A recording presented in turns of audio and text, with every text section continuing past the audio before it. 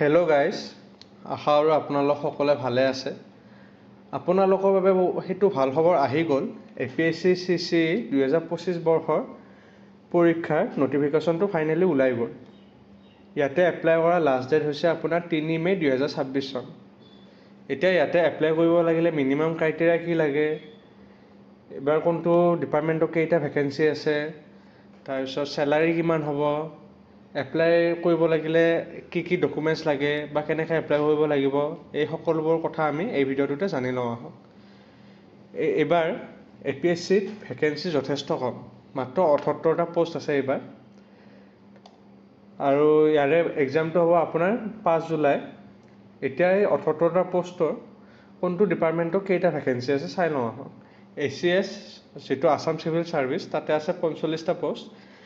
Assistant employment officer, তাতে আছে 8টা পোষ্ট। APS আছাম পুলিচ ছাৰ্ভিচৰ বাবে তাতে আছে 6টা পোষ্ট। লেবাৰ ইনস্পেক্টৰ 5টা পোষ্ট। ছাব ৰেজিষ্ট্ৰাৰ 4টা পোষ্ট। DTO 3টা post. Assistant registrar of cooperative society 2টা post. Assam urban administrative service, তাতে আছে 2টা পোষ্ট। ছুপাৰিণ্টেণ্ডেণ্ট অফ এক্সাইজ 1টা পোষ্ট। তাৰপিছত এক্সাইজ ইনস্পেক্টৰ 1টা পোষ্ট আৰু ৰিচাৰ্চ এছিষ্টেণ্ট ইয়াতে আছে 1টা পোষ্ট। এতিয়া কোনটো কেটেগৰীৰ বাবে কেইটা পোষ্ট আছে সেইটো চাই লওঁ। জেনেৰেলৰ বাবে আছে 42টা, OBC MOBCৰ বাবে 14টা, SCৰ বাবে 8টা, STৰ বাবে 7টা, ST হিলছৰ বাবে 7টা, তাৰপিছত PWDৰ বাবে 3টা আৰু এক্স ছাৰ্ভিচমেনৰ বাবে এইবাৰ কেটেগৰী ৱাইজ পোষ্ট নাই মানে। এতিয়া দৰমহা কোনটোত কিমান হ'ব চাই লওঁ আহক। ACSৰ আপোনাৰ বেচিক পে' হ'ব 30,000 টকা আৰম্ভণিত আৰু গ্ৰেড পে' থাকিব 13,300 টকা। আৰু ইয়াৰ লগত বেলেগ এলাউন্স থাকিব বাৰু আপোনাৰ, TA, HRA, DA এইবোৰ থাকিব। APSৰ বাবে বেচিক পে' হ'ব আপোনাৰ 30,000 টকা আৰু গ্ৰেড পে' থাকিব 13,300 টকা। দ্বিতীয়ৰ বাবে আপোনাৰ বেচিক পে' হ'ব 30,000 টকা, গ্ৰেড পে' হ'ব আপোনাৰ 12,700 টকা। ছুপাৰিণ্টেণ্ডেণ্ট অফ এক্সাইজ, ইয়াৰে হ'ব বেচিক পে' 30,000 টকা, গ্ৰেড পে' হ'ব 12,700 টকা। এছিষ্টেণ্ট ৰেজিষ্ট্ৰাৰৰ বাবে গ্ৰেড পে' হ'ব বেচিক পে' হ'ব আপোনাৰ 30,000 টকা, গ্ৰেড পে' হ'ব 12,700 টকা। আছাম আৰ্বান এডমিনিষ্ট্ৰেটিভ ছাৰ্ভিচ, ইয়াতে আপোনাৰ বেচিক পে' হ'ব 30,000 টকা, গ্ৰেড পে' হ'ব 12,700 টকা। তাৰপিছত লেবাৰ ইনস্পেক্টৰৰ বেচিক পে' আপোনাৰ 22,000 টকা আৰু গ্ৰেড পে' হ'ব 9,400 টকা। এক্সাইজ ইনস্পেক্টৰৰ বাবে আপোনাৰ গ্ৰেড পে' হ'ব 22,000 টকা, বেচিক পে' 22,000 টকা, গ্ৰেড পে'টো 9,400 টকা। এছিষ্টেণ্ট এমপ্লয়মেণ্ট অফিচাৰ, ইয়াতে আপোনাৰ বেচিক পে' 22,000 টকা আৰু গ্ৰেড পে' 9,400 টকা। ছাব ৰেজিষ্ট্ৰাৰৰ বাবে বেচিক পে' 22,000 টকা আৰু গ্ৰেড পে' 9,400 টকা। আৰু ৰিচাৰ্চ এছিষ্টেণ্টৰ বাবে বেচিক পে' আপোনাৰ 22,000 টকা, গ্ৰেড পে' 9,400 টকা। এইখিনি আছিলে দৰমহাৰ কোনটো ডিপাৰ্টমেণ্টৰ কিমান হ'ব এইটো। আৰু ইয়াৰ লগত এলাউন্সবিলাক থাকিব আপোনাৰ, DA, HRA, basic pay', TA এইবোৰ চব থাকিব আপোনাৰ। এতিয়া ইয়াতে ক্ৰাইটেৰিয়া কি লাগে, মিনিমাম ক্ৰাইটেৰিয়া আপোনাৰ বেচেলৰ ডিগ্ৰী হ'ব লাগিব, মানে গ্ৰেজুৱেশ্যন হ'ব লাগিব আপুনি। আৰু যিটো ডেটত এপ্লাই কৰিব সেই ডেটত এপ্লাই কৰালৈকে আপুনি গ্ৰেজুৱেশ্যন মিনিমাম হ'ব লাগিবই। মানে যদি ফাইনেল ইয়াৰত আছে সেইজনে এপ্লাই কৰিব নোৱাৰে, যাৰ মানে ৰিজাল্ট ওলোৱাই নাই এতিয়ালৈকে। আৰু কোনোবাই যদি অলৰেডি চাকৰি কৰি আছে বেলেগ চাকৰি, সিহঁতেও কিন্তু এপ্লাই কৰিব পাৰে ইয়াতে, গ্ৰেজুৱেশ্যন কৰি কিনে যোনে চাকৰি কৰি আছে। আৰু নেশ্যনেলিটি ইণ্ডিয়ানটো হ'ব লাগিব আৰু আপুনি অসমৰে হ'ব লাগিব। আপোনাৰ PRC বা ডমিচিল চাৰ্টিফিকেটখন অসমৰে হ'ব লাগিব।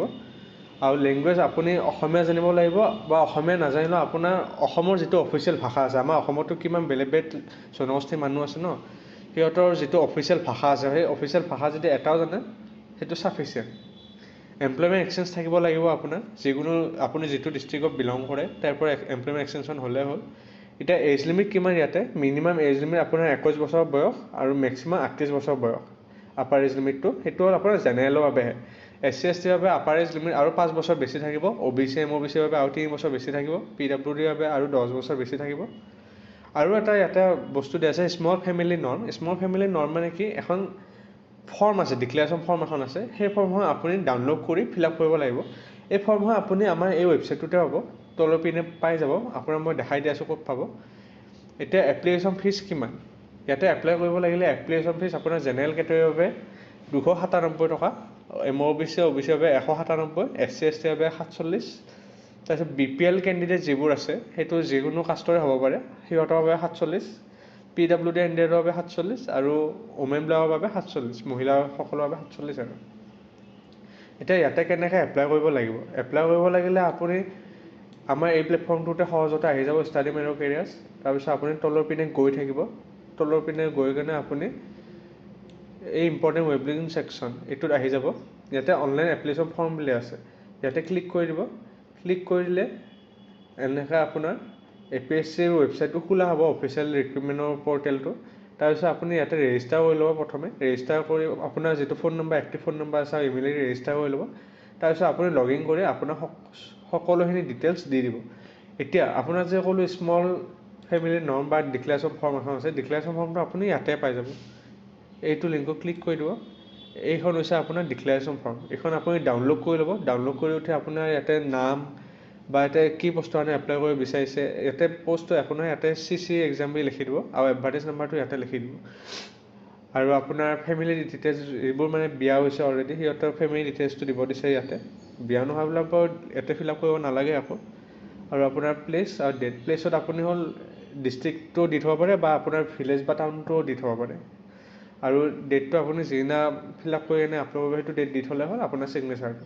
এইখনে হৈছে আপোনাৰ ডিক্লেৰেশ্যন ফৰ্ম। এইখনো আপুনি স্কেন কৰি আপলোড কৰিব লাগিব। আৰু আপোনাৰ বেছিক যিবোৰ ডকুমেণ্টছ আছে সেইবোৰতো আপলোড কৰিব লাগিবই। এইখিনিয়ে হৈছে আপোনাৰ ফিল আপ কৰাৰ নিয়ম। আৰু আপুনি চিলেবাছৰ বাবে ইয়াতে চাই ল'ব পাৰে। এইটো APSC CC চিলেবাছ আছে ইয়াতে। চিলেবাছটো ইয়াতে ক্লিক কৰি চাই ল'ব পাৰে। ডিটেইল চিলেবাছ পাই যাব ইয়াতে। সিহঁতৰ অফিচিয়েল ৱেবছাইটতে আছে চিলেবাছখিনি। প্ৰিলিমছৰ চিলেবাছখিনিও আছে, মেইনছৰ চিলেবাছখিনিও আছে। এইখিনিয়ে হৈছিলে আপোনাৰ ফিল আপ কৰাৰ নিয়মখিনি। এতিয়া এক্সামৰ নিয়মখিনিতো যোনে যোনে প্ৰিপেৰেশ্যন কৰি আছে সেইসকলে গমেই পায় আপোনালোকে। প্ৰিলিমিনাৰী এক্সাম এটা হয় প্ৰথমে। প্ৰিলিমিনাৰী এক্সামটো আপুনি পাছ কৰিব লাগিব। সেইটো আপোনাৰ MCQয়ে হ'ব। সেইটো আপোনাৰ 2খন পেপাৰত হ'ব। কিন্তু 400 মাৰ্কৰ, মানে 200 মাৰ্ক এখন পেপাৰ, 200 মাৰ্ক এখন পেপাৰ। আৰু যিখন পেপাৰ 1 হয় আপুনি কাট অফ ক্লিয়াৰ কৰিব লাগিব। আৰু পেপাৰ 2 হয় আপুনি জাষ্ট পাছিং মাৰ্কটো পালে হয়। সেইকাৰণে পেপাৰ 1খন বহুত গুৰুত্ব দিব আপুনি।